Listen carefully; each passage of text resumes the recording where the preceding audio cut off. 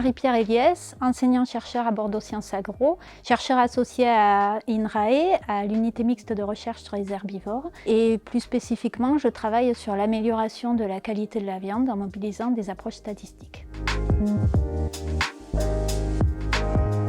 Je suis responsable de la spécialisation filière animale durable au sein du département Feed and Food.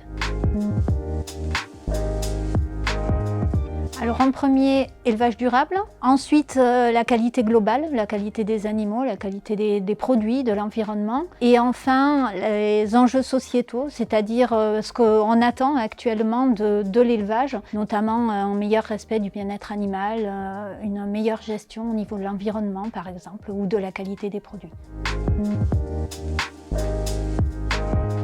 En filière animale durable, on forme des ingénieurs compétents et responsables des filières d'élevage. Les jeunes qui s'intéressent à notre spécialisation, ils sont intéressés par les filières animales, ils sont aussi conscients des différents enjeux de l'élevage actuellement et ils souhaitent s'investir pour faire évoluer l'élevage dans un contexte d'agroécologie et d'alimentation durable.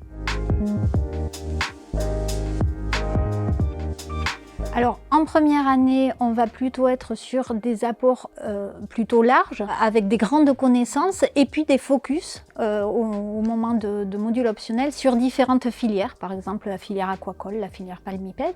En deuxième année, on va plutôt se focaliser sur le produit et notamment la qualité du produit, qualité sanitaire, qualité nutritionnelle, qualité sensorielle des produits. Et ensuite, en troisième année, on va remonter sur les facteurs qui permettent de moduler cette qualité, donc c'est-à-dire l'alimentation, la sélection, etc., la santé de l'animal, tout en voyant également des modules plus transversaux. Donc comment est-ce qu'au niveau de l'élevage, on gère le bien-être, on gère la santé, dans un module One Health par exemple.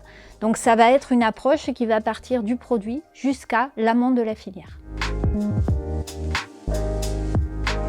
Je dirais sans doute le premier, c'est le fait qu'on va de l'amont à l'aval de la filière et qu'on voit tous les maillons en fait d'une filière.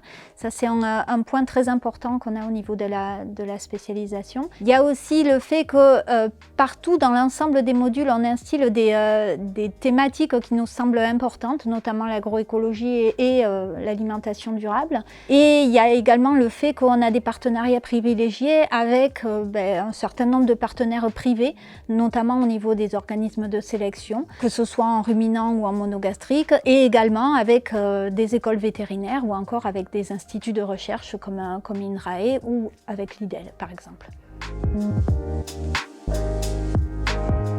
Ils vont se positionner sur l'ensemble de la filière en amont.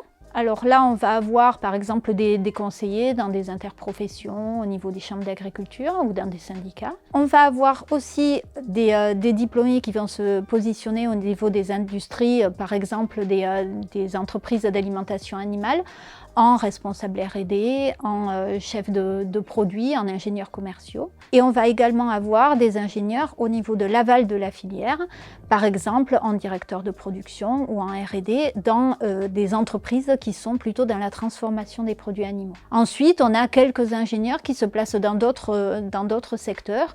On a des ingénieurs qui sont assistants vétérinaires, par exemple. On a aussi des diplômés qui se positionnent dans des ONG ou des associations welfaristes. Ils ont les qualités d'être de bons professionnels parce qu'ils sont capables de s'inscrire objectivement et positivement dans les controverses élevage-société. Et puis parce que leur connaissance de l'intégralité des filières, depuis l'élevage jusqu'au produit, leur permet d'avoir les clés pour, à l'avenir, faire évoluer l'élevage. Je crois que les diplômés sont heureux de la proximité qu'il peut y avoir entre l'équipe enseignante et le groupe d'étudiants. Globalement, c'est une bonne entente et puis une bonne proximité.